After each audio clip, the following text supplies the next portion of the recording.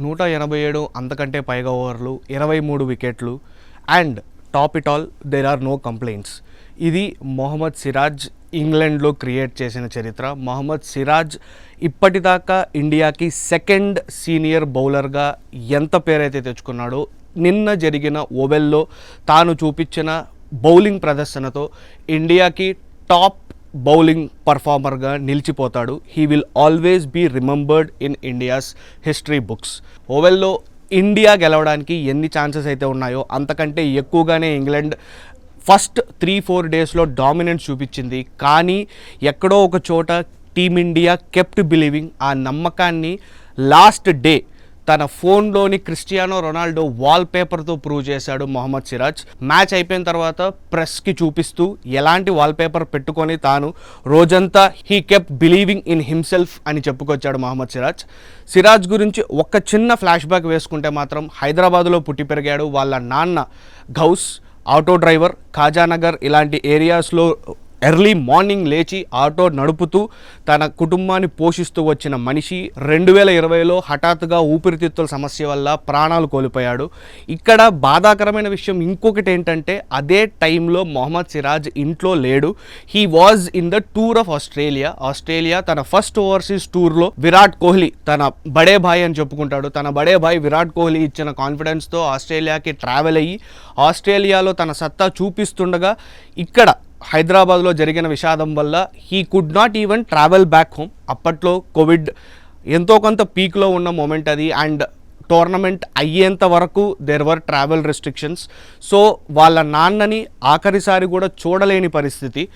ఇలాంటి heart breaking incident నుంచి మొహమ్మద్ సిరాజ్కి కోలుకోవడానికి చాలా టైమే పట్టింది. కానీ he kept believing in himself. Siraj స్టోరీలో చూసుకున్నట్లయితే మాత్రం ఈ బిలీఫ్ అనేది పదే పదే వస్తూనే ఉంటుంది. తన వాల్పేపర్లో తాను నమ్మే idols 1 Virat Kohli, 2 Cristiano Ronaldo. వాళ్ళిద్దరూ కూడా తమ కెరియర్లో they have always kept believing in themselves. అదే సిరాజ్ ఇన్స్పిరేషన్గా తీసుకొని ఓవెల్లో ఒక హిస్టారిక్ విక్టరీని ఇండియాకి అందించాడు. 5 వికెట్స్ తీసుకోవడమే కాకుండా ఇండియాకి 5 టెస్ట్స్లో ఎక్కడా కూడా ఈ టైంలో నువ్వు నాకు కావాలి, ఈ స్పెల్ నువ్వు నాకు వెయ్యాలి అని శుభ్మన్ గిల్ చెప్పినప్పుడు దేర్ ఆర్ నో కంప్లైంట్స్. సింపుల్గా వచ్చాడు. హీ కెప్ట్ బౌలింగ్ అంటే ఒక స్ట్రాటజీ లేకుండా కాదు. ఏ బ్యాట్స్మెన్కి ఎలా వేస్తే ఎలా అవుట్ అవుతారో సిరాజ్కి ఈ పాటికి ఫుల్ క్లారిటీ వచ్చేసింది. There is no doubt in saying that Siraj is one of the biggest stars, cricketing stars in the country right now. ఇప్పటిదాకా బుమ్రా షాడోలో ఎంతో కొంత నలుగుతూ కనిపించిన సిరాజ్ ఈ టోర్నమెంట్తో మాత్రం ఒక ఫుల్ ఫ్లెడ్జ్డ్ లీడర్గా, బౌలింగ్ లీడర్గా ఎదిగాడు. అంతేకాకుండా ప్రసీద్ కృష్ణ, ఆకాష్ దీప్ ఇలాంటి బౌలర్స్కి ఎంతో కొంత అడ్వైస్ చేస్తూ వాళ్ళు వికెట్స్ తీసుకోవడంలో తన కాంట్రిబ్యూషన్ కూడా ఎంతో కొంత ఉంది అని చెప్పకనే చెప్పాడు మొహమ్మద్ సిరాజ్. ఇలాంటి మొహమ్మద్ సిరాజ్ని ఇప్పటిదాకా సోషల్ మీడియాలో ఒకసారి సిరాజ్ వ్యూ పాయింట్ చూసుకున్నట్లయితే మీమ్స్ రావడం, కామెడీ చేయడం ఇలానే జరుగుతోంది. కానీ నిన్నటి నుంచి Siraj is being hailed as a hero. ఇదే ఒక ప్లేయర్కి వాళ్ళ కెరియర్లో టర్నింగ్ పాయింట్. బుమ్రాకి చాలానే జరిగాయి ఇట్లా.